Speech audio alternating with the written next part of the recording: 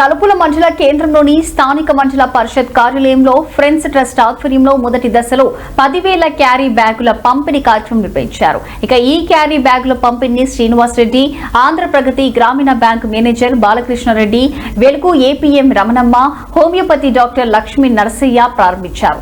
ఈ సందర్భంగా అధికారులు మాట్లాడుతూ ప్లాస్టిక్ కవర్ల విపరీత వినియోగం వల్ల తేలికపాటి వర్షం పడినప్పటికీ నీరు భూమిలోకి పూర్తిగా ఇంకకపోవడంతో గ్రామాల్లో అనేక ఇబ్బందులు ఎదురవుతున్నాయని తెలిపారు. అంతేకాకుండా ప్లాస్టిక్ వాడకం వల్ల క్యాన్సర్ వంటి ప్రమాదకరమైన రోగాల బారిన పడి ప్రజలు పడే అవకాశం ఉందని కూడా హెచ్చరించారు. దయచేసి గుర్తుపెట్టుకోండి, వాళ్ళు ఇచ్చే కవరు చిన్న క్యారెట్ తీసుకోండి.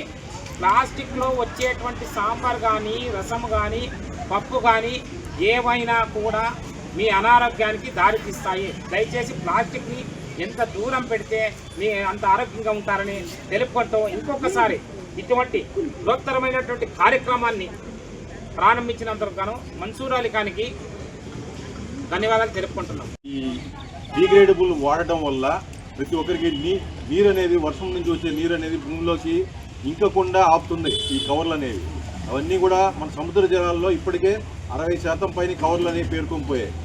మనం ఇప్పటి నుంచి ఇవి మొదలు పెడితే కానీ మన భవిష్యత్ తరాలను కాపాడుకోలేము. కాబట్టి ప్రతి ఒక్కరు కూడా ఈ డీగ్రేడబుల్ బ్యాగ్స్ అనేది వాడండి.